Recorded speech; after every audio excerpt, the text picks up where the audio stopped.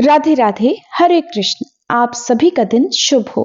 आज दिनांक है 11 जनवरी, दिन है रविवार और आज माघ मास के कृष्ण पक्ष की अष्टमी तिथि सुबह 10:20 तक रहेगी। इसके बाद में नौमी तिथि प्रारंभ हो जाएगी। आज ब्रह्म मुहूर्त सुबह 5:38 से 6:26 तक रहेगा। सूर्योदय होगा सुबह 7:14 पर। सूर्यास्त शाम 5:55 पर होगा। आज चित्रा नक्षत्र शाम 6:12 तक रहेगा। बाद में स्वाति नक्षत्र प्रारंभ हो जाएगा। राहु काल शाम 4:30 से 6 बजे तक रहेगा। प्रिय श्रोताओं, आज माघ मास महात्म्य और भागवत कथा सुनने से पहले आपको सुनाते हैं सीता नित्यनेम की कथा और उसके बाद आप सुनेंगे श्री आदित्य हृदय स्तोत्र पाठ हिंदी में। इस कहानी को सीता माता कहती थी और प्रभु श्री राम सुना करते थे। एक दिन श्री राम भगवान को किसी काम के लिए बाहर जाना पड़ा तो सीता माता कहने लगी कि भगवान, मेरा तो 12 वर्ष का नित्यनेम है, अब आप बाहर जाएंगे तो मैं अपनी कहानी किसे सुनाऊंगी। तब श्री राम ने कहा कि सीते, आप कुएं की पाल पर जाकर बैठ जाना और वहां पर जो भी औरतें पानी भरने आएंगी उन्हें अपनी कहानी सुना दिया करना। सीता माता कुएं की पाल पर जाकर बैठ गई। तभी एक स्त्री आई। उसने रेशम की जरी की साड़ी पहन रखी थी और सोने का घड़ा ले रखा था। सीता माता उसे देखकर कहने लगी, बहन, मेरा 12 वर्ष का नित्यनेम सुन लो। पर वह स्त्री बोली कि मैं तुम्हारा नित्यनेम सुनूंगी तो मुझे तो घर जाने में देर हो जाएगी और मेरी सास मुझसे झगड़ा करेगी। इसलिए उसने कहानी नहीं सुनी और अपने घर चली गई। लेकिन उसके घर जाते ही उसकी रेशम जरी की साड़ी फट गई। सोने का घड़ा मिट्टी के घड़े में बदल गया। सासू ने देखा तो पूछा, अरे बहू, ये किसका दोष अपने सिर लेकर आ गई है। बहू बोली, माँ जी, कुएं पर एक औरत बैठी थी। उसने अपनी कहानी सुनने के लिए कहा, लेकिन मैंने नहीं सुनी। शायद उसी का ये फल मुझे मिला है। बहू की बात सुनकर अगले दिन वही साड़ी और वही घड़ा लेकर सास कुएं की पाल पर गई। सास को वहीं पर सीता माता बैठी मिली तो माता सीता ने कहा, बहन, मेरी कहानी सुन लीजिए। सासू बोली, एक बार छोड़, मैं तो 4 बार कहानी सुन लूंगी। तब सीता माता बोली, राम आए लक्ष्मण आए, देश के पुजारी आए, नित नेम का नेम लाए, आओ राम बैठो राम, तपी रसोई जीमो राम, माखन मिश्री खाओ राम, दूध पताशा पियो राम, सूत के पलका मोठो राम, शाल दुशाला पोठो राम, शाल दुशाला ओढ़ो राम। जब बोलूं राम ही राम, राम सवारे सबके काम, खाली घर भंडार भरेंगे, सबका बेड़ा पार करेंगे। श्री राम जय जय राम। सासू बोली, बहन, कहानी तो बहुत अच्छी लगी।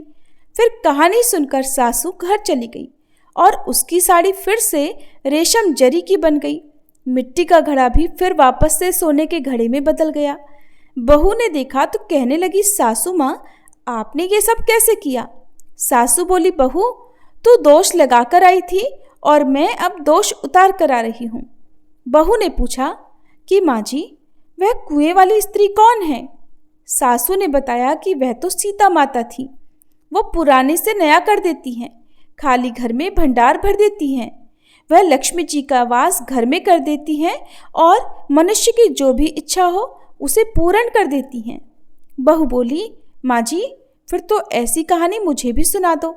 सास बोली कि ठीक है, तुम भी सुनो। फिर सास ने कहानी शुरू की। राम आए लक्ष्मण आए, देश के पुजारी आए, नित नेम का नेम लाए, आओ राम बैठो राम, तपी रसोई जीमो राम, माखन मिश्री खाओ राम, दूध बताशा पियो राम, सूत के पलका मोठो राम, शाल दुशाला पोठो राम, शाल दुशाला ओढ़ो राम। जब बोलूं राम ही राम, राम सवारे सबके काम, खाली घर भंडार भरेंगे, सबका बेड़ा पार करेंगे। बोलो श्री राम जय जय राम। कहानी सुनकर बहू बोली, माँ जी, कहानी तो बहुत अच्छी है। सासू ने कहा, ठीक है, अब से हम इस कहानी को रोज किया करेंगे। अब सास बहू रोज सवेरे उठती, नहाती धोती और पूजा करने के बाद नित्य नेम की सीता माता की कहानी कहती। एक दिन की बात है, उनके यहाँ पड़ोस की एक औरत आई और बोली कि बहन जरा सी आँच तो देना। तो बहू बोली कि आँच तो अभी हमने जलाई ही नहीं। पड़ोसन बोली तो फिर तुम सुबह 4 बजे से उठकर क्या कर रही हो? तो उन्होंने कहा कि हम तो सुबह सुबह उठकर पूजा करते हैं, फिर सीता माता की नित्य नेम की कहानी कहते हैं।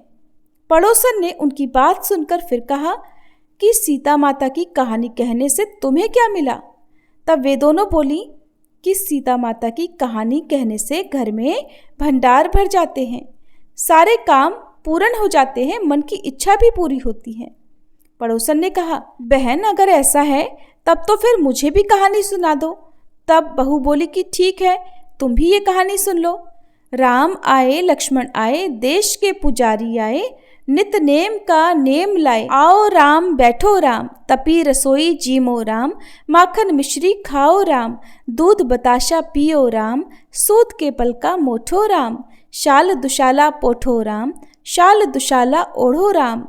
जब बोलू राम ही राम, राम सवारे सबके काम, खाली घर भंडार भरेंगे, सबका बेड़ा पार करेंगे, श्री राम जय जय राम। पड़ोसन ने इस कहानी को सुना तो कहने लगी बहन कहानी तो बहुत अच्छी लगी। अब वह पड़ोसन भी नित्य नेम सीता माता की कहानी कहने लगी। कहानी कहने से सीता माता ने पड़ोसन के भी धन के भंडार भर दिए। देखते ही देखते अब तो पूरे मोहल्ले में नित्य नेम की कथा चल पड़ी और हर किसी की मनोकामना पूर्ण होने लगी। हे सीता माता, जैसे आपने उन सभी के भंडार भरे वैसे ही हमारे भी भरना। कहानी कहने वाले, सुनने वाले और हुंकार भरने वाले सबके भरना। सभी प्रेम से बोलिए सीता मैया की जय। श्री आदित्य हृदय स्तोत्र हिंदी अनुवाद। भगवान आदित्य के हृदय स्वरूप इस आदित्य हृदय स्तोत्र का उपदेश अगस्त्य मुनि ने भगवान राम को दिया था और इसी के प्रयोग से श्री रामचंद्र जी ने रावण का वध करने की शक्ति प्राप्त की। इस स्तोत्र के नित्य 3 पाठ करने से शत्रु बाधा शांत हो जाती है, पितृदोष निवारण होता है, सूर्य नारायण की पूर्ण कृपा प्राप्त होती है, आरोग्य मिलता है, आत्मविश्वास में वृद्धि होती है, कोर्ट कचहरी क्षेत्र में विजय मिलती है, सरकारी नौकरी या सरकारी कामों में फायदा होता है, अटके हुए सभी काम पूरे हो जाते हैं। श्री रामचंद्र भगवान युद्ध से थककर चिंता करते हुए रणभूमि में खड़े हुए थे। इतने में रावण भी युद्ध के लिए उनके सामने आकर खड़ा हो गया।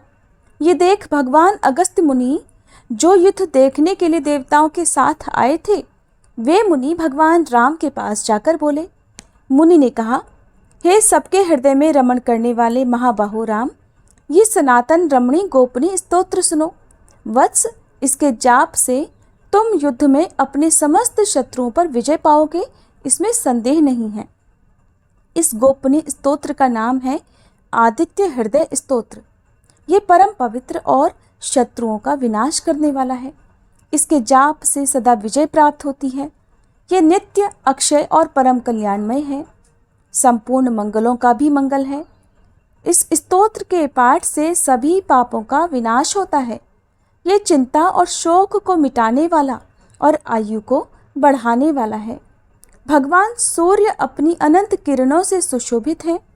ये नित्य उदय होने वाले देवता और असुरों से पूजनीय विवस्वान नाम से प्रसिद्ध प्रभा का विस्तार करने वाले भास्कर और संसार के स्वामी भुवनेश्वर हैं। हे राम, तुम इनका रश्मि मते समुद्यते देवासुर नमस्कृताय विवस्वते भास्कराय वे भुवनेश्वराय नमः, इन मंत्रों से पूजन करो। संपूर्ण देवता इन्हीं के स्वरूप हैं। ये तेजों की राशि तथा अपनी किरणों से जगत को सत्ता और स्फूर्ति प्रदान करने वाले हैं। ये ही अपनी रश्मियों का प्रसार करके देवता और असुरों सहित संपूर्ण लोकों का पालन करते हैं। ये ही ब्रह्मा, विष्णु, स्कंद, प्रजापति, इंद्र, कुबेर, काल, यम, चंद्रमा, वरुण, पितर, वसु, साध्य, अश्विनी कुमार, मरुदगण, मनु, वायु, अग्नि, प्रजा, प्राण, ऋतुओं को प्रकट करने वाले तथा प्रभा के तेजोमय पुंज हैं।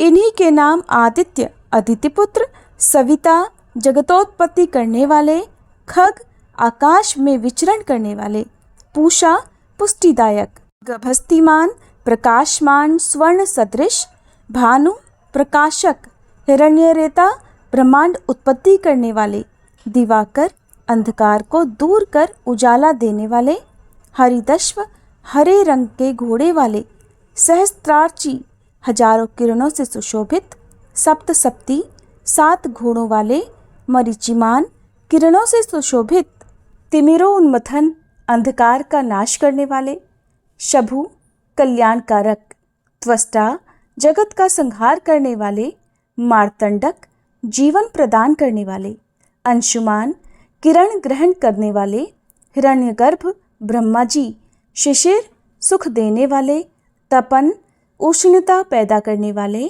अहस्कर दिनकर, रवि प्रार्थना योग्य, अग्निगर्भ अग्नि को गर्भ में धारण करने वाले, अदिति पुत्र शंख व्यापक, शिशिर नाशन शीत का नाशन करने वाले, व्योमनाथ आकाश के देवता, तमोभेदी अंधकार को नष्ट करने वाले, घन वृष्टि घनी वृष्टि के कारण अपामित्र जल को उत्पन्न करने वाले, विंध्य विधि प्लवंगम आकाश में तीव्र वेग से चलने वाले, आत्मी घाम उत्पन्न करने वाले, मंडली समूह को धारण करने वाले, मृत्यु के कारक, पिंगल भूरे रंग वाले, सर्वतापन सबको ताप देने वाले, कवि दूरदृष्टा, विश्व सर्वस्वरूप, महातेजस्वी महान तेज वाले या सबसे अधिक तेज वाले, रक्त लाल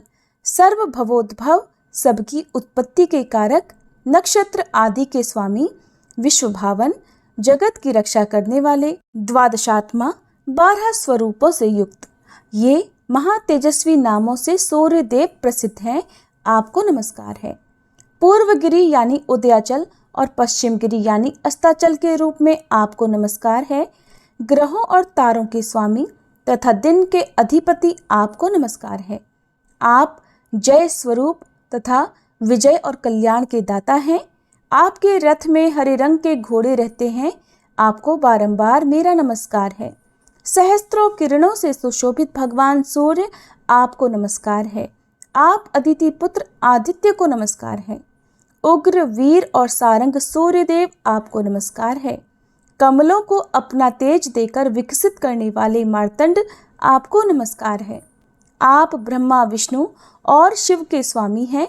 परात्पर रूप में सुर आपकी संज्ञा है।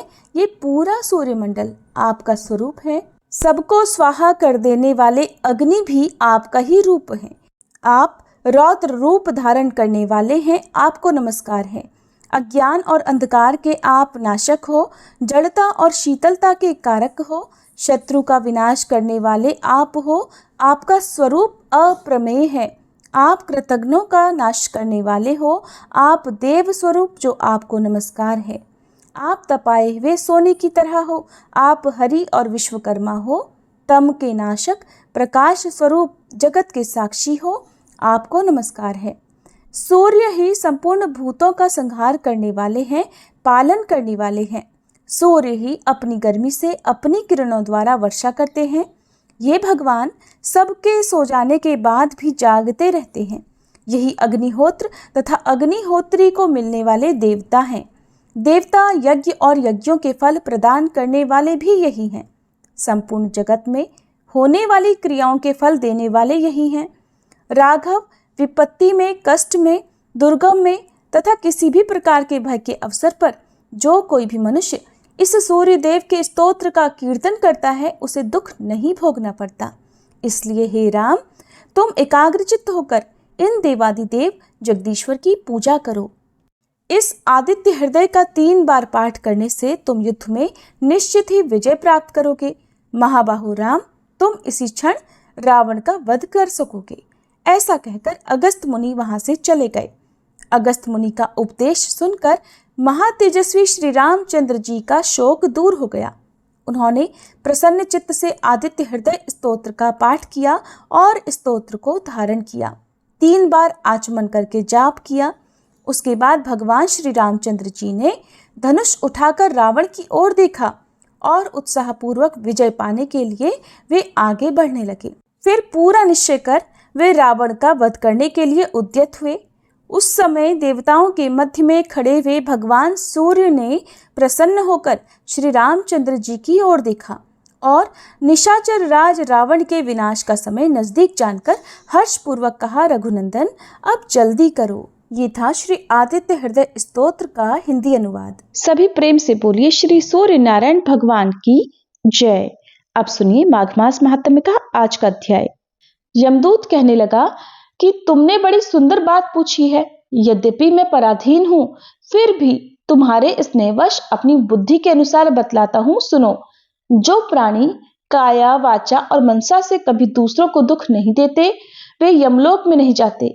हिंसा करने वाले वेद, यज्ञ, तप और दान से भी उत्तम गति को नहीं पाते। अहिंसा सबसे बड़ा धर्म तप और दान ऋषियों ने बताया है। जो मनुष्य जल या पृथ्वी पर रहने वाले जीवों को अपने भोजन के लिए मारते हैं, वे कालसूत्र नामक नरक में पड़ते हैं और वहां पर अपना ही मांस खाते हैं। रक्त पीप पान करते हैं और पीप की कीच में उनको कीड़े काटते हैं।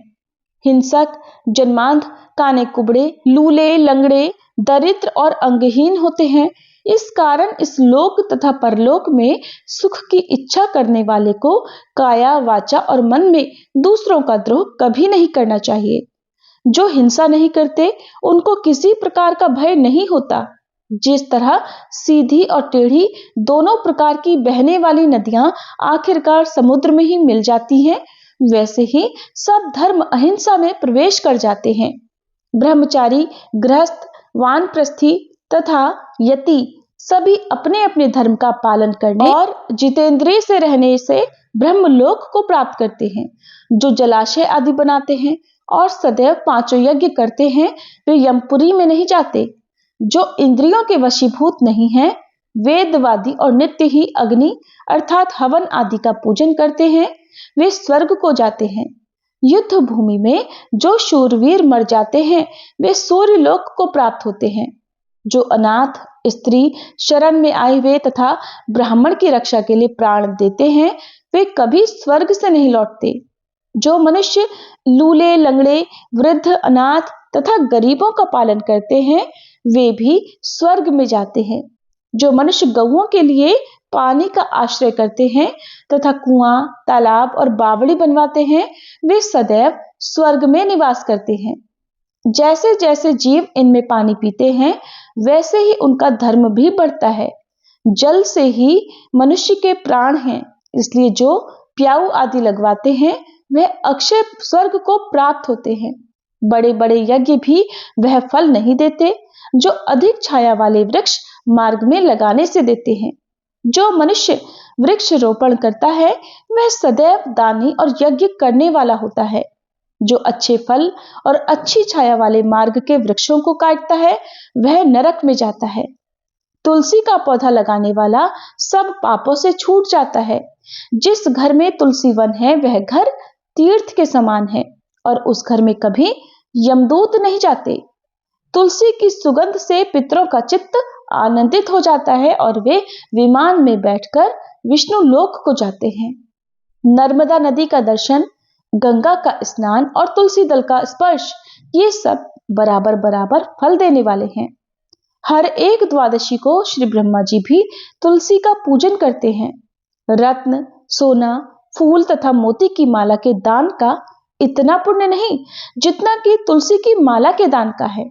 जो फल आम के 1000 और पीपल के 100 वृक्षों को लगाने से होता है, वह मात्र तुलसी के एक पौधे के लगाने से ही मिल जाता है। पुष्कर आदि तीर्थ, गंगा आदि नदी, वासुदेव आदि देवता सब ही तुलसी में वास करते हैं। जो एक बार, 2 या 3 बार रेवा नदी से उत्पन्न शिव मूर्ति की पूजा करता है अथवा इस स्फटिक रत्न के पत्थर के आप से आप निकले हुए तीर्थ में या पर्वत या वन में रखी हुई शिव जी की मूर्ति की पूजा करता है और सदैव ओम नमः शिवाय मंत्र का जाप करता है, यमलोक की कथा भी नहीं सुनता, प्रसंग शत्रुता अभिमान से शिव जी की पूजा के समान पापों को नष्ट करने वाला तथा कीर्ति देने वाला 3 लोक में और कोई काम नहीं। जो शिवालय स्थापित करते हैं वे शिवलोक में जाते हैं। ब्रह्मा, विष्णु तथा शिव जी का मंदिर बनाकर मनुष्य वैकुंठ वासी होता है। जो भगवान की पूजा के लिए फूलों का बाग लगाते हैं वे धन्य हैं। जो माता पिता, देवता और अतिथियों का सदैव पूजन करते हैं वे ब्रह्मलोक को प्राप्त होते हैं। प्रिय श्रोताओं, माघ मास महात्म्य के आज के अध्याय में बस इतना ही। अब सुनिए आज की भागवत कथा। शौनक जी ने पूछा, धार्मिक शिरोमणि महाराज युधिष्ठिर ने अपनी पैतृक संपत्ति को हड़प जाने के इच्छुक आतताइयों का नाश करके अपने भाइयों के साथ किस प्रकार से राज्य शासन किया, कौन कौन से काम किए, क्योंकि भोगों में तो उनकी प्रवृत्ति थी ही नहीं। श्री सूत जी कहते हैं, संपूर्ण सृष्टि को उज्जीवित करने वाले भगवान श्री हरि परस्पर की कलहाग्नि से दग्ध कुरुवंश को पुनः अंकुरित कर और युधिष्ठिर को उनके राज्य सिंहासन पर बैठाकर बड़े प्रसन्न हुए। भीष्म पितामह और भगवान श्री कृष्ण के उपदेशों के श्रवण से उनके अंतःकरण में विज्ञान का उदय हुआ और भ्रांति मिट गई। भगवान के आश्रय में रहकर वे समुद्र पर्यंत सारी पृथ्वी का इंद्र के समान शासन करने लगे। भीमसेन आदि उनके भाई पूर्ण रूप से उनकी आज्ञाओं का पालन करते थे। युधिष्ठिर के राज्य में आवश्यकतानुसार यथेष्ट वर्षा होती थी। पृथ्वी में समस्त अभीष्ट वस्तुएं पैदा होती थीं। बड़े बड़े थनों वाली बहुत सी गौएं प्रसन्न होकर गौशालाओं को दूध से सींचा करती थीं। नदियां, समुद्र, पर्वत, वनस्पति, लताएं और औषधियां प्रत्येक ऋतु में यथेष्ट रूप से अपनी अपनी वस्तुएं राजा को देती थीं। अजात शत्रु महाराज युधिष्ठिर के राज्य में किसी भी प्राणी को कभी भी आदि व्याधि या दैविक, भौतिक या आत्मिक क्लेश नहीं होते थे। अपने बंधुओं का शोक मिटाने के लिए और अपनी बहन सुभद्रा की प्रसन्नता के लिए भगवान श्री कृष्ण कई महीनों तक हस्तिनापुर में ही रहे। फिर जब उन्होंने राजा युधिष्ठिर से द्वारका जाने की अनुमति मांगी, तब राजा ने उन्हें अपने हृदय से लगाकर स्वीकृति दे दी। भगवान उनको प्रणाम करके रथ पर सवार हो गए। कुछ लोगों ने जो समान उम्र वाले थे उनका आलिंगन किया, कुछ छोटी उम्र वालों ने उन्हें प्रणाम किया। उस समय द्रौपदी, सुभद्रा, कुंती, उत्तरा, गांधारी, धृतराष्ट्र, कृपाचार्य, नकुल, सहदेव, भीमसेन, धौम्य और सत्यवती आदि सब मूर्छित से हो गए। वे शारंगपाणी श्री कृष्ण का विरह तो सह नहीं सके। भगवत भक्त सत्पुरुषों के संग से जिसका दुसंग छूट गया है, वह विचारशील पुरुष भगवान के मधुर मनोहर सुयश को एक बार भी सुन लेने पर फिर उसे छोड़ने की कल्पना नहीं करता। उन्हीं भगवान के दर्शन तथा स्पर्श से, उनके साथ आलाप करने से तथा साथ ही साथ सोने, उठने, बैठने और भोजन करने से जिनका संपूर्ण हृदय उन्हें समर्पित हो चुका था, वे पांडव भला उनका विरह कैसे सह सकते थे। उनका चित्त द्रवित हो रहा था। वे सब निर्निमेष नेत्रों से भगवान को देखते हुए स्नेह बंधन से बंधकर जहां तहां दौड़ रहे थे। भगवान श्री कृष्ण के घर से चलते समय उनके बंधुओं की स्त्रियों के नेत्र उत्कंठावश उमड़ते हुए आंसुओं से भर आए, परंतु इस भय से कि कहीं यात्रा के समय अपशगुन न हो जाए, उन्होंने बड़ी कठिनाई से अपने आंसुओं को आंखों में ही रोक लिया। भगवान के प्रस्थान के समय मृदंग, शंख, भेरी, वीणा, ढोल, नरसिंगे, धुंधुरी, नगाड़े, घंटे और दुंदुभियां आदि बजने लगे। भगवान के दर्शन की लालसा से कुरुवंश की स्त्रियां अटारियों पर चढ़ गईं और प्रेम, लज्जा और मुस्कान से युक्त चितवन से भगवान को देखती हुई उन पर पुष्पों की वर्षा करने लगी। उस समय भगवान के प्रिय सखा घुंघराले बालों वाले अर्जुन ने अपने प्रीतम श्री कृष्ण का वह श्वेत छत्र, जिसमें मोतियों की झालर लटक रही थी और जिसका डंडा रत्नों का बना हुआ था, अपने हाथ में ले लिया। उद्धव और सात्यकी बड़े विचित्र चमर ढुलाने लगे। मार्ग में भगवान श्री कृष्ण पर चारों ओर से पुष्पों की वर्षा हो रही थी। बड़ी ही मधुर झांकी थी। जहां तहां ब्राह्मणों के दिए हुए सत्य आशीर्वाद सुनाई पड़ रहे थे। वे सगुण भगवान के तो अनुरूप ही थे, क्योंकि उनमें सब कुछ है, परंतु निर्गुण के अनुरूप नहीं थे, क्योंकि उनमें कोई प्राकृत गुण नहीं है।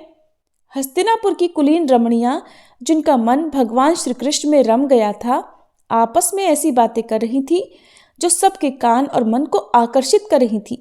वे आपस में कह रही थी, सखियों, ये वे ही सनातन परम पुरुष हैं जो प्रलय के समय भी अपने अद्वितीय निर्विशेष स्वरूप में स्थित रहते हैं। अहो, ये यदुवंश परम प्रशंसनीय है, क्योंकि लक्ष्मीपति पुरुषोत्तम श्री कृष्ण ने जन्म ग्रहण करके इस वंश को सम्मानित किया है। ये पवित्र मधुवन अर्थात ब्रजमंडल भी अत्यंत धन्य है, जिसे इन्होंने अपने बचपन और किशोरावस्था में घूम फिर कर सुशोभित किया है। बड़े हर्ष की बात है कि द्वारका ने स्वर्ग के यश का तिरस्कार करके पृथ्वी के पवित्र यश को बढ़ाया है। क्यों ना हो, वहां की प्रजा अपने स्वामी भगवान श्री कृष्ण को, जो बड़े प्रेम से मंद मंद मुस्कुराते हुए उन्हें कृपा दृष्टि से देखते हैं, निरंतर निहारती रहती हैं। सखी, जिनका इन्होंने पाणी ग्रहण किया है, उन स्त्रियों ने अवश्य ही व्रत, स्नान, हवन आदि के द्वारा इन परमात्मा की आराधना ही की होगी, क्योंकि वे बार बार इनकी उस अधर सुधा का पान जो करती हैं, जिसके स्मरण मात्र से ही ब्रज बालाएं आनंद से मूर्छित हो जाया करती थीं। वे स्वयंवर में शिशुपाल आदि मतवाले राजाओं का मान मर्दन करके जिनको अपने बाहुबल से हर लाए थे, तथा जिनके पुत्र प्रद्युम्न, सांब, आंब आदि हैं, वे रुक्मणी आदि 8 पटरानियां और भौमासुर को मारकर लाई हुई जो इनकी हजारों अन्य पत्नियां हैं, वे तो वास्तव में धन्य हैं, क्योंकि इन सभी ने स्वतंत्रता और पतिव्रता से रहित स्त्री जीवन को पवित्र और उज्जवल बना दिया है। इनकी महिमा का वर्णन भला कोई क्या करे। इनके स्वामी साक्षात कमलनयन भगवान श्री कृष्ण जो हैं, जो नाना प्रकार की प्रिय चेष्टाओं तथा पारिजात आदि प्रिय वस्तुओं की भेंट से इनके हृदय में प्रेम और आनंद को बढ़ाते हुए कभी एक क्षण के लिए भी इन्हें छोड़कर दूसरी जगह नहीं जाते। हस्तिनापुर की स्त्रियां इस प्रकार बातचीत कर ही रही थी कि भगवान श्री कृष्ण मंद मंद मुस्कुराते हुए और प्रेम भरी चितवन से उन सब का अभिनंदन करते हुए वहां से विदा हो गए। अजात शत्रु युधिष्ठिर ने भगवान श्री कृष्ण की रक्षा के लिए हाथी, घोड़े, रथ और पैदल सेना उनके साथ कर दी। उन्हें स्नेहवश ये शंका होने लगी थी कि कहीं रास्ते में शत्रु उन पर आक्रमण ना कर दे। सुदृढ़ प्रेम के कारण कुरुवंशी पांडव भगवान के साथ बहुत दूर तक चले गए।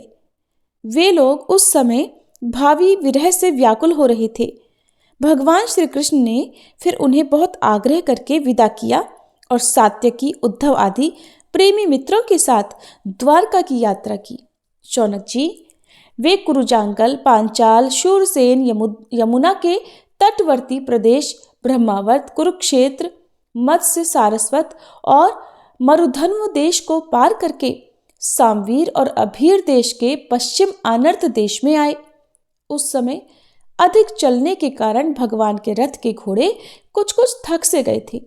मार्ग में जगह जगह पर लोग उपहार आदि के द्वारा भगवान का सम्मान करते। सायंकाल होने पर वे रथ से भूमि पर उतर आते और जलाशय पर जाकर संध्या वंदन करते। यही उनकी दिनचर्या थी। सूत जी कहते हैं, श्री कृष्ण ने अपने समृद्ध आनर्त देश में पहुंचकर वहां के लोगों की विरह वेदना बहुत कुछ शांत करते हुए अपना श्रेष्ठ पांचजन्य नामक शंख बजाया। भगवान के होठों की लाली से लाल हुआ वह श्वेत वर्ण का शंख बजते समय उनके कर कमलों में ऐसा शोभायमान हुआ जैसे लाल रंग के कमलों पर बैठकर कोई राजहंस ऊंचे स्वर से मधुर गान कर रहा हो। भगवान के शंख की वह ध्वनि संसार के भय को भयभीत करने वाली है। उसे सुनकर सारी प्रजा अपने स्वामी श्री कृष्ण के दर्शन की लालसा से नगर के बाहर निकल आई। भगवान श्री कृष्ण आत्माराम है। वे अपने आत्मलाभ से ही सदा सर्वदा पूर्ण काम हैं। फिर भी जैसे लोग बड़े आदर से भगवान सूर्य को भी दीपदान करते हैं, वैसे ही अनेक प्रकार की भेंटों से प्रजा ने श्री कृष्ण का स्वागत किया। सबके मुख कमल प्रेम से खिल गए जो उनके विरह से मुरझा चुके थे। वे हर्ष गदगद वाणी से सबके सुहृद और संरक्षक भगवान श्री कृष्ण की ठीक वैसे ही स्तुति करने लगे जैसे कि बालक अपने पिता से अपनी तोतली बोली में बातें करते हैं। स्वामिन, हम आपके उन चरण कमलों को सदा सर्वदा प्रणाम करते हैं जिनकी वंदना ब्रह्मा, शंकर और इंद्र तक करते हैं, जो इस संसार में परम कल्याण चाहने वालों के लिए सर्वोत्तम आश्रय हैं, जिनकी शरण ले लेने पर परम समर्थ काल भी एक बाल तक बांका नहीं कर सकता। विश्व भावन, आप ही हमारे माता पिता, आप ही हमारे सुहृद स्वामी हैं, आप ही हमारे सद्गुरु और परम आराध्य देव हैं। आहा, हम आपको पाकर सनाथ हो गए, क्योंकि आपके सर्व सौंदर्य सार अनुपम रूप का हम दर्शन करते रहते हैं। कितना सुंदर मुख है, प्रेम पूर्ण मुस्कान से स्निग्ध ये चितवन, ये दर्शन तो देवताओं के लिए भी दुर्लभ है। हे कमल नयन श्री कृष्ण, जब आप अपने बंधु बांधवों से मिलने के लिए हस्तिनापुर या फिर मथुरा चले जाते हैं, तब आपके बिना हमारा एक एक क्षण कोटि कोटि वर्षों के समान लंबा हो जाता है। आपके बिना हमारी दशा वैसी हो जाती है जैसे सूर्य के बिना आंखों की। भक्त वत्सल भगवान श्री कृष्ण प्रजा के मुख से ऐसे वचन सुनते हुए और अपनी कृपामयी दृष्टि से उन पर अनुग्रह की वर्षा करते हुए द्वारका में प्रवेश कर गए। जैसे नाग अपनी नगरी भोगवती अर्थात पातालपुरी की रक्षा करते हैं, वैसे ही भगवान की वह द्वारकापुरी भी मधु, भोज, दर्शार, अहर, कुकुर, अंधक और वृष्णिवंशी यादवों से, जिनके पराक्रम की तुलना और किसी से नहीं की जा सकती, सुरक्षित थी। वह पुरी समस्त ऋतुओं के संपूर्ण वैभव से संपन्न और पवित्र वृक्षों एवं लताओं के कुंजों से युक्त थी। जगह जगह पर फलों से भरे हुए बगीचे, पुष्प वाटिकाएं और क्रीड़ावन थे। बीच बीच में कमलयुक्त सरोवर नगरी की शोभा बढ़ा रहे थे। घरों के प्रत्येक द्वार पर दही, अक्षत, फल, ईख, जल से भरे हुए कलश, उपहार की वस्तुएं और धूप दीप आदि सजा दिए गए थे। उदार शिरोमणि वसुदेव, अक्रूर, उग्रसेन, अद्भुत पराक्रमी बलराम, प्रद्युम्न, चारुदेशन और जामवंती नंदन सांब ने जब ये सुना कि हमारे प्रीतम भगवान श्री कृष्ण आ रहे हैं, तब उनके मन में इतना आनंद उमड़ा कि उन लोगों ने अपने सारे आवश्यक कार्य जैसे सोना, बैठना और भोजन आदि भी छोड़ दिए। प्रेम के आवेग से उनका हृदय उछलने लगा। वे मंगल शकुन के लिए एक गजराज को आगे करके स्वस्त्ययन पाठ करते हुए और मांगलिक सामग्रियों से सुसज्जित ब्राह्मणों को साथ लेकर चल पड़े। शंख और तुरही आदि बाजे बजने लगे, वेद ध्वनि होने लगी। वे सब हर्षित होकर रथों पर सवार हुए और बड़ी आदर बुद्धि से भगवान की अगवानी करने चल पड़े। साथ ही भगवान श्री कृष्ण के दर्शन के लिए उत्सुक सैकड़ों श्रेष्ठ वारांगनाएं, जिनके मुख कपोलों पर चमचमाते हुए कुंडलों की कांति पड़ने से बड़े सुंदर दिख रहे थे, पालकियों पर चढ़कर भगवान की अगवानी के लिए चल पड़ी। भगवान श्री कृष्ण ने बंधु बांधवों, नागरिकों और सेवकों से उनकी योग्यता के अनुसार अलग अलग मिलकर सबका सम्मान किया।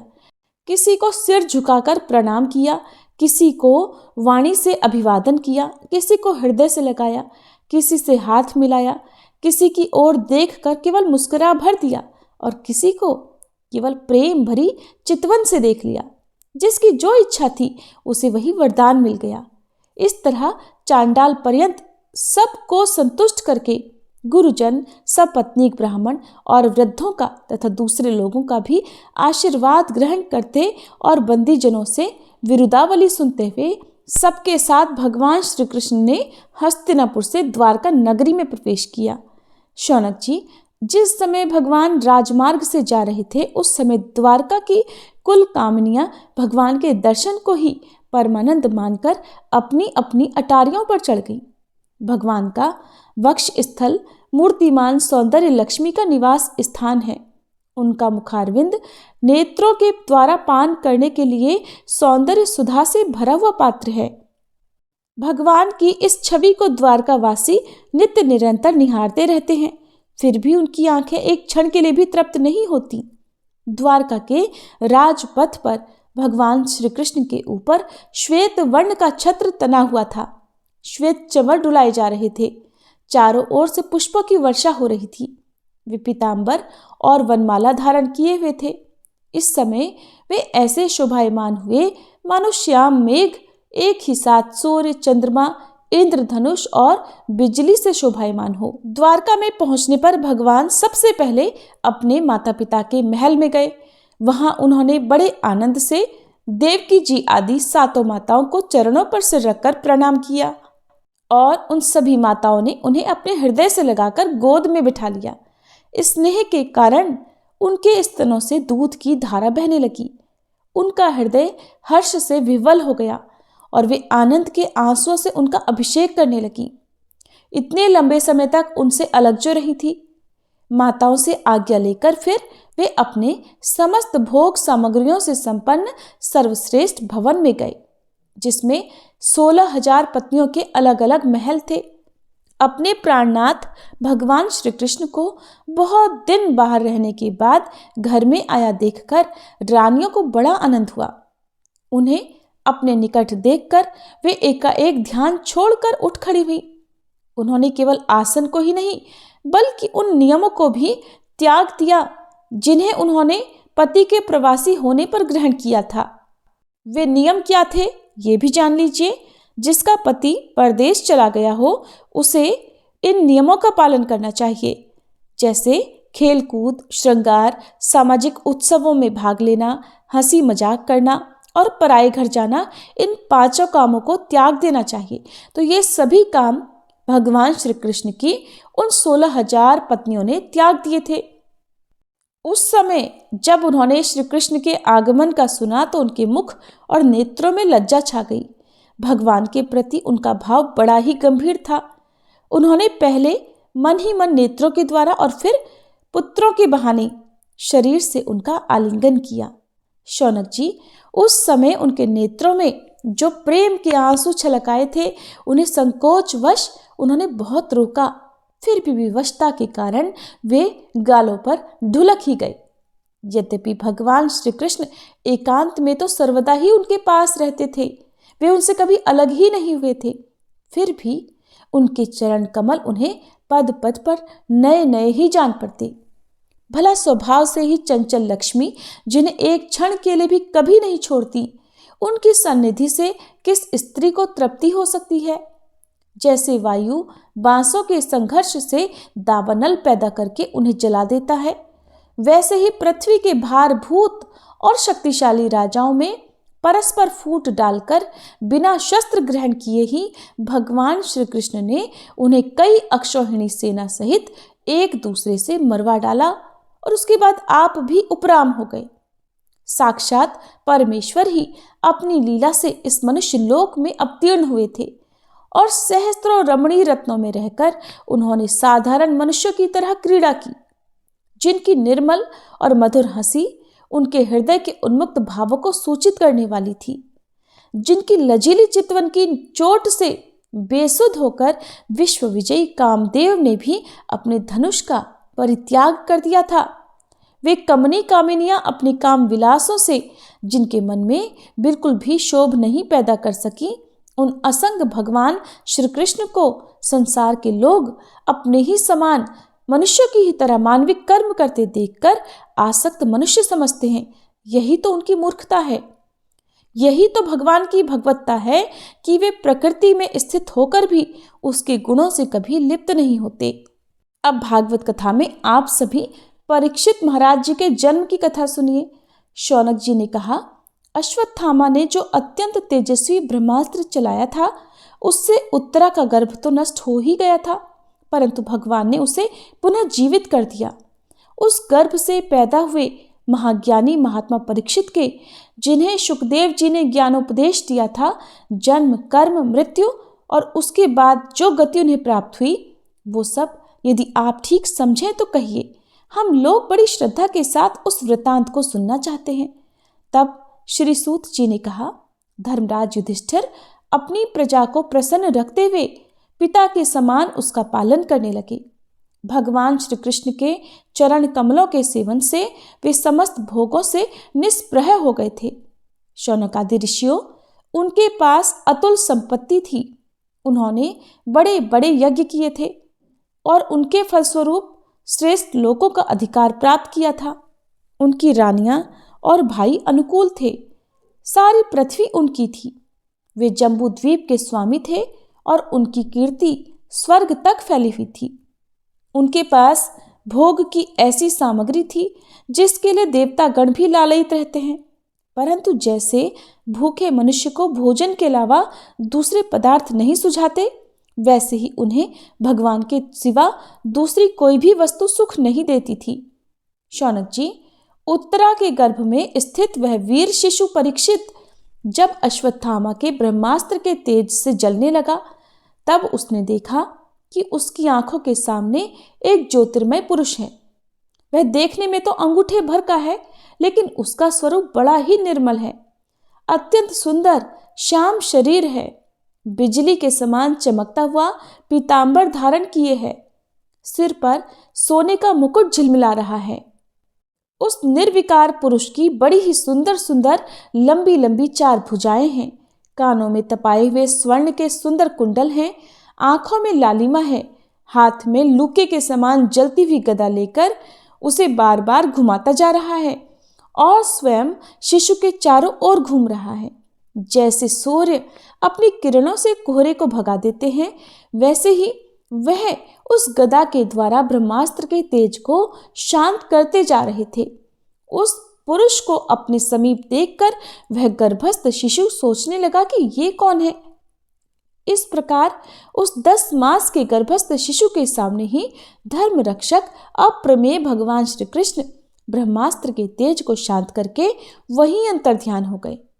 इसके बाद अनुकूल ग्रहों के उदय से युक्त समस्त सद्गुणों को विकसित करने वाले शुभ समय में पांडु के वंशधर परीक्षित जी का जन्म हुआ। जन्म के समय ही वो बालक इतना तेजस्वी दिख रहा था मानो स्वयं पांडु ने ही फिर से जन्म लिया हो। पौत्र के जन्म की बात सुनकर राजा युधिष्ठिर मन में बड़े प्रसन्न हुए। उन्होंने धौम्य, कृपाचार्य आदि ब्राह्मणों से मंगल वाचन और जातकर्म संस्कार करवाए। महाराज युधिष्ठिर दान के योग्य समय को जानते थे। उन्होंने प्रजातीर्थ नामक काल में अर्थात नाल काटने के पहले ही ब्राह्मणों को स्वर्ण, गौएं, पृथ्वी, गांव, उत्तम जाति के हाथी घोड़े और उत्तम अन्न का दान दिया। स्मृति कहती है कि पुत्रोत्पत्ति और व्यतिपात के समय दिया हुआ दान अक्षय होता है और नाल छेदन से पहले सूतक नहीं होता। नवजात शिशु की नाल काटने से पहले पहले जो दान दिया जाता है वह अक्षय होता है। ब्राह्मणों ने दान से संतुष्ट होकर अत्यंत विनयी युधिष्ठिर महाराज से कहा, पुरुवंश शिरोमणे, काल की दुर्निवार गति से पवित्र पुरुवंश मिटना ही चाहता था, परंतु तुम लोगों पर कृपा करने के लिए भगवान विष्णु ने ये बालक देकर इसकी रक्षा कर दी, इसलिए इसका नाम विष्णु रात होगा। निस्संदेह ये बालक संसार में बड़ा यशस्वी, भगवान का परम भक्त और महापुरुष होगा। युधिष्ठिर ने कहा, महात्माओं, ये बालक क्या अपने उज्जवल यश से हमारे वंश के पवित्र कीर्ति महात्मा राजर्षियों का अनुसरण करेगा?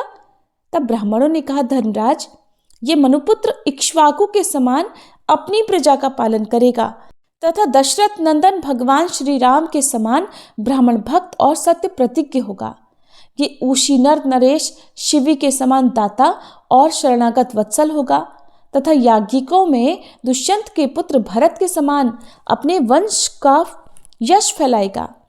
धनुर्धरों में ये सहस्त्र बाहु अर्जुन और अपने दादा पार्थ के समान अग्रगण्य होगा।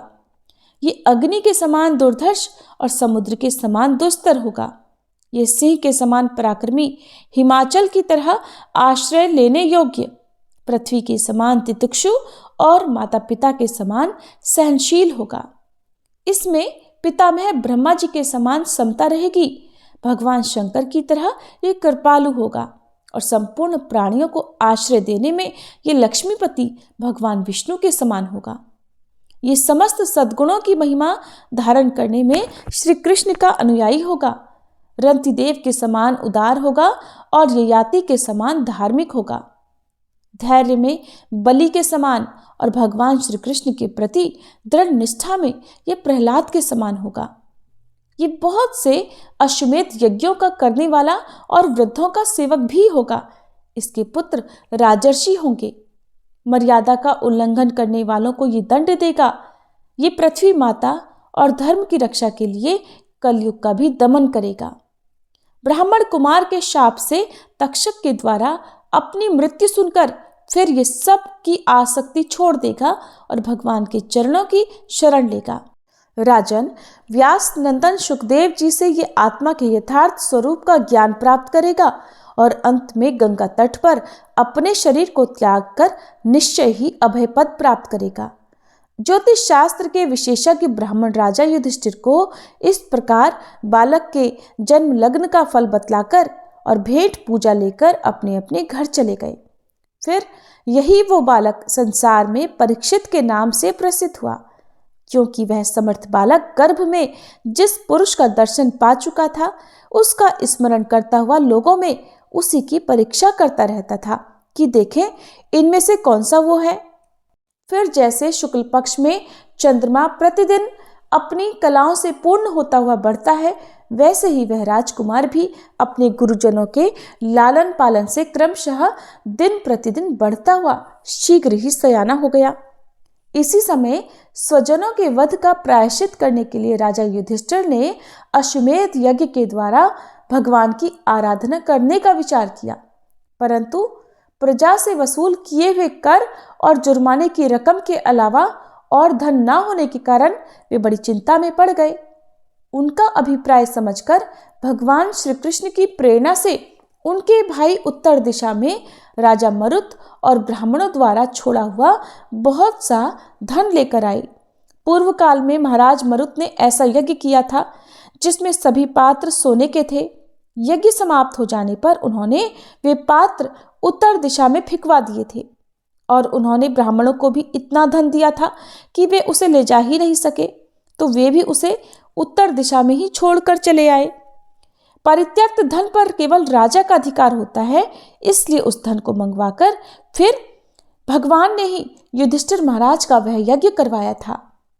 इस प्रकार उत्तर दिशा में प्राप्त धन से यज्ञ की सामग्री एकत्रित करके युधिष्ठिर महाराज ने 3 अश्वमेध यज्ञों के द्वारा भगवान की पूजा की। युधिष्ठिर के निमंत्रण से पधारे हुए भगवान ब्राह्मणों द्वारा उनका यज्ञ संपन्न कराकर अपने सुहृद पांडवों की प्रसन्नता के लिए कई महीनों तक वहीं रहे। शौनक जी, इसके बाद भाइयों सहित राजा युधिष्ठिर और द्रौपदी से अनुमति लेकर अर्जुन के साथ यदुवंशियों से घिरे हुए भगवान श्री कृष्ण ने द्वारका के लिए प्रस्थान किया। हरे कृष्ण। आज की भागवत कथा में बस इतना ही। अब आप सभी सुनिए लपसी और तपसी की कहानी, फिर आप सुनेंगे श्रीमद् भागवत जी की आरती। एक बार एक लपसी था, एक तपसी था। तपसी हमेशा भगवान की तपस्या में लीन रहता था। लपसी रोजाना 1.25 सेर की लापसी बनाकर भगवान को भोग लगाकर जीम लेता था। एक दिन वे दोनों आपस में झगड़ा करने लगे। तपसी बोला, मैं रोज भगवान की तपस्या करता हूँ इसलिए मैं बड़ा हूँ। लपसी बोला, मैं रोज भगवान को 1.25 सेर लापसी का भोग लगाता हूँ इसलिए मैं बड़ा हूँ। नारद जी वहां से गुजर रहे थे। दोनों को झगड़ा करता देख उनसे पूछा कि तुम दोनों झगड़ा क्यों कर रहे हो। तब लपसी ने खुद को बड़ा होने का कारण बताया और तपसी ने भी खुद को बड़ा होने का कारण नारद जी को बताया। सुनकर नारद जी बोले, तुम्हारा फैसला तो मैं कर दूंगा। दूसरे दिन लपसी और तपसी स्नान कर अपनी रोज की भक्ति करने आए तो नारद जी ने छुपकर 1.25 करोड़ की एक अंगूठी उन दोनों के आगे रख दी।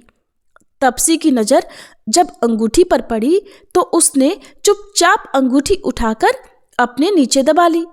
उधर लपसी की नजर भी अंगूठी पर पड़ी, लेकिन उसने ध्यान नहीं दिया और भगवान को भोग लगाकर लापसी खाने लगा। नारद जी जब सामने आए तो दोनों ने पूछा, बताइए नारद जी, हम दोनों में से कौन बड़ा है। तब नारद जी ने तपसी से खड़ा होने को कहा। वह खड़ा हुआ तो उसके नीचे दबी हुई अंगूठी दिखाई पड़ी।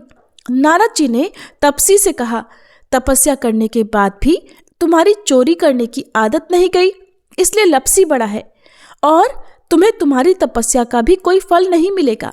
तब तपसी शर्मिंदा होकर क्षमा मांगने लगा।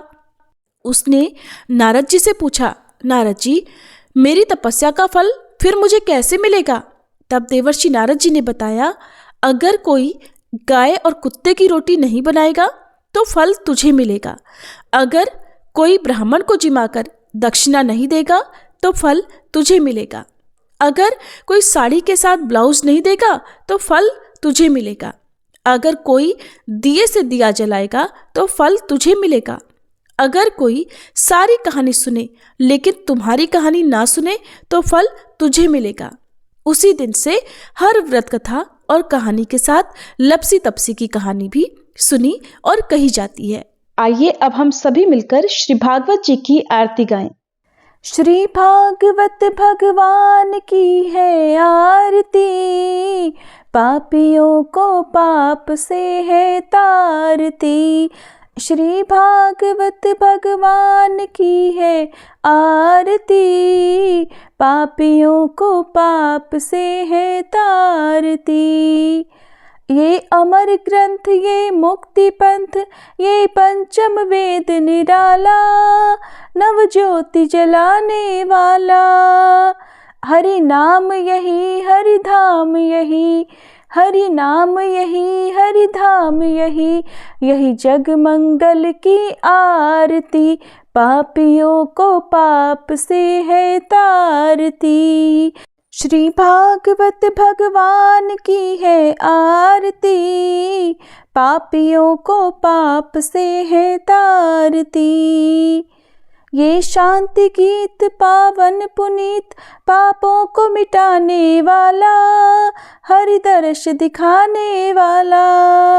ये सुख करनी, ये दुख हरनी, ये सुख करनी, ये दुख हरनी, श्री मधुसूदन की आरती, पापियों को पाप से है तारती। श्री भागवत भगवान की है आरती, पापियों को पाप से है तारती। ये मधुर बोल जग फंद खोल, सन्मार्ग दिखाने वाला, बिगड़ी को बनाने वाला। श्री राम यही, घनश्याम यही, श्री राम यही, घनश्याम यही, यही प्रभु की महिमा की आरती, पापियों को पाप से है तारती। श्री भागवत भगवान की है आरती, पापियों को पाप से है तारती। श्री भागवत भगवान की है आरती, पापियों को पाप से है तारती।